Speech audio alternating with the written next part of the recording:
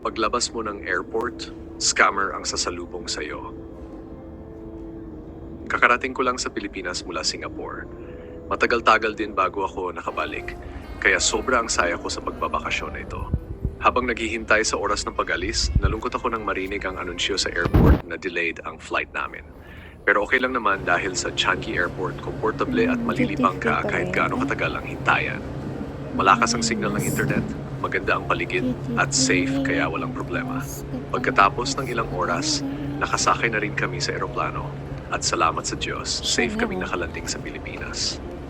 Gayunpaman, hindi agad kami pinababa ng eroplano dahil occupied pa raw ang naka-assign na airport gate para sa amin. Naghintay kami ng higit 30 minutes at kawawa naman yung mga pasaherong nahihilo na at yung mga batang nagiyakan. Nang makalabas na kami, nagkaproblema pa ulit sa pag-scan ng passport at boarding pass ko. Nag-error sa pag-scan ng mukha, kaya kinailangan ko pang dumaan sa normal scanning. Pagkakuha ng luggage, excited na akong lumabas. Nakasmile akong binating good morning ang guard at tinanong kung saan pwedeng mag-abang ng taxi. Ang free wifi ng airport sa Pilipinas ay hindi kasing bilis ng sa Singapore at madalas pang nagkaka-aberya. Nag-load naman ako ng pang-isang linggong data bago ang flight, pero sobrang hina ng signal ng Globe. Gusto ko sanang mag-book ng Grab para mas safe at makamura, pero walang koneksyon. Namimiss ko na agad ang Singapore kahit hindi pa ako nakakalabas ng airport.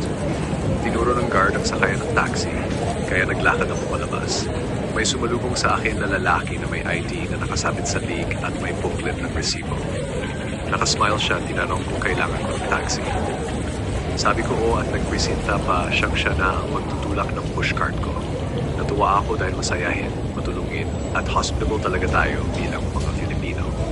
Pagdating namin sa nakaparadang sasakyan, sumalubong ang driver at agad kinuha ang mga luggage ko at sinakay sa likod ng sasakyan. Si kuya na akala ko mabait, may isinulat sa resibo at sinabi sa akin na sa kanya ako magbabayad. Tinanong ko kung magkano at sabi niya 1850 pesos daw. Nagulat ako dahil malapit lang ang tutuluyan ko sa airport. Sinabi ko sa kanya na mahal at sinabi kong magbo-book na lang ako ng Grab. Medyo nagalit si kuya at sinabing 1,500 pesos na lang daw. Sabi ko mahal pa rin at binawi ko ang luggage ko at umalis na. Habang paalis ako, marami pa siyang sinasabi na tinulungan na daw niya ako, pero iba pa rin ang gusto ko. Halata namang scammer siya. Sa kabilang kalsada, may mga taxi na nakaparada at may pasaherong kumaway sa akin. Sumisenyas na huwag akong sasakay doon sa kausap ko. Alam na siguro niya ang modus ng mga ito. Nakasakay na ako sa isang taxi na mukhang legal na namamasada. Nakukuwento ni Kuya Driver na marami daw talagang maling gawain sa airport at yung kausap ko kanina ay illegal na may connection pa sa pulis. Hindi na bago sa akin dahil madalas kong marinig sa balita na sangkot ang pulis sa krimen sa Pilipinas. Bukod pa sa mabagal na internet, napansin kong mabagal din ang pag-usad ng progreso sa bansa. Naisip ko na sayang ang ganda ng mga tanawin sa atin na sana'y maganda sanang pasyalan. Pero para sa akin, mas safe pa rin magbakasyon sa ibang bansa kaysa sa sariling bayan dahil bukod sa mabagal na serbisyo, maraming scammer at kurakot. Nakakalungkot talaga. 2 days na lang at babalik na ulit ako.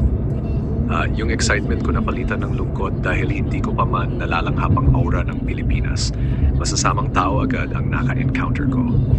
Advice, para sa mga darating sa Pilipinas o ibang bansa, maging maingat sa mga taong nag-aalok ng tulong. Ito ang ilang tips para maiwasan ang mga scam. 1. Planuhin ang transportasyon.